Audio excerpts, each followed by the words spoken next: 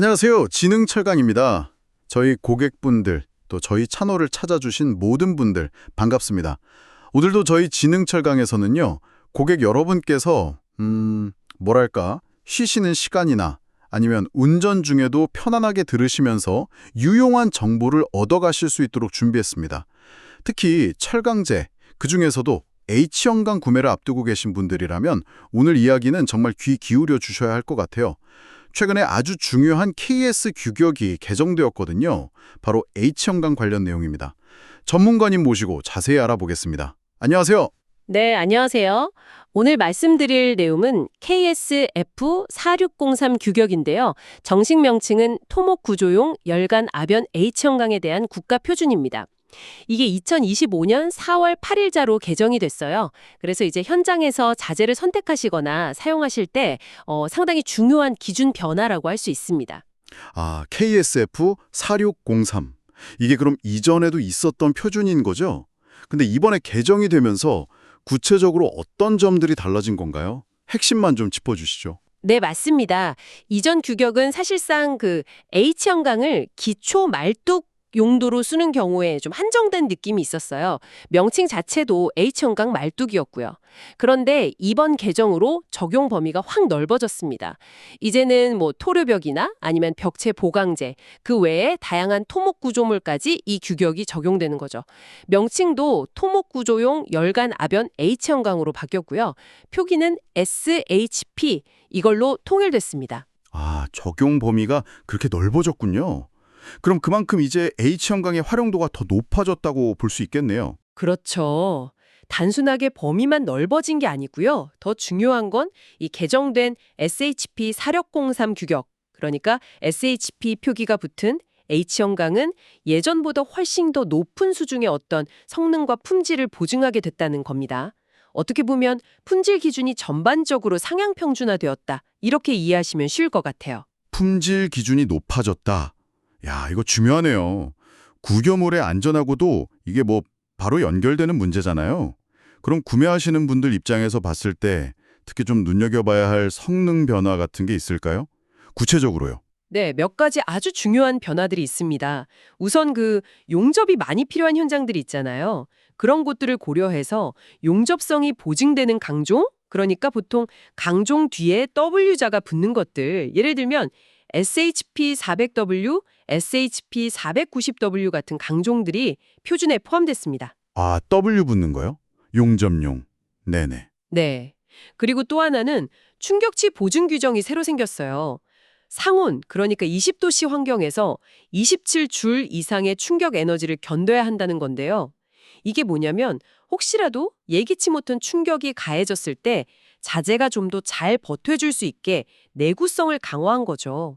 구조적인 안정성을 높이는 데 아주 중요합니다. 충격에도 더 강해졌다. 이것도 중요하겠네요. 안전면에서. 그렇죠. 그리고 또 내식성이라고 하죠. 녹이 쓰른 것에 견디는 성질인데 이걸 개선하기 위해서 구리 함량 기준이 생겼어요. 0.20% 이상 함유하도록 해서 부식에 좀 더 강하게 앉는 겁니다. 그리고 더 높은 강도가 필요한 현장도 있으니까 SHP550W 같은 고강도 강종도 이번에 새로 들어갔고요.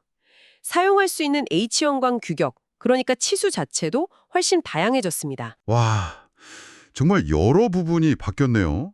용접성, 내구성, 내식성, 강도, 규격 다양성까지. 정말 포괄적인데요. 결국은 그럼 구매자 입장에서는 이렇게 강화된 새 기준 KSF 4603.2025를 만족하는 자재를 쓰는 게 핵심이겠군요.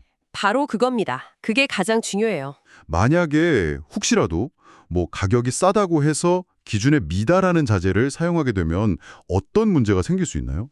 그 점이 정말 중요합니다. 만약 개정된 KSF 4603.2025 기준을 충족하지 못하는 자재를 사용하게 되면요. 이게 단순히 품질이 좀 떨어진다, 이 정도 문제가 아니고요. 공공공사는 말할 것도 없고 민간 건축 허가 과정에서도 승인이 안 나거나 나중에라도 이게 발견되면 굉장히 심각한 문제가 발생할 수 있습니다. 승인이 안 날 수도 있다고요? 네, 최악의 경우엔 공사가 중단될 수도 있고요. 당연히 공사 기간은 늘어나고 비용은 더 들어가게 되겠죠. 무엇보다도 구조물의 안전에 직접적인 영향을 미치니까요. 절대 가볍게 생각한 문제가 아닙니다. 야, 이거 정말 심각한 문제네요. 기준 미달 자재 사용은 절대 안 되겠군요. 그렇다면 이제 자재를 구매하기 전에 우리 구매자분들이 이것만은 꼭 확인하자 하는 그런 체크리스트 같은 게 있을까요? 어떤 걸 꼭 확인해야 할까요? 네, 있습니다. 몇 가지는 정말 꼭 짚고 넘어가셔야 하는데요. 첫째, 당연한 얘기지만 구매하시려는 제품이 개정된 KS F4603.2025 인증을 정식으로 받은 제품이 맞는지 이걸 확인해야 합니다. 둘째는 이 최신 규격에 맞는 시험 성적서, 이걸 제대로 발급하고 제공할 수 있는 공급처인지로 확인해야 하고요. 그냥 옛날 규격 성적서 가져오면 안 됩니다. 아, 최신 규격 성적서. 네. 셋째는 아무래도 믿을 수 있는 공급처인지 확인하는 게 좋겠죠. 뭐 납품 실적이라든지 이런 걸 통해서 신뢰도를 좀 판단해 보실 수 있을 거고요.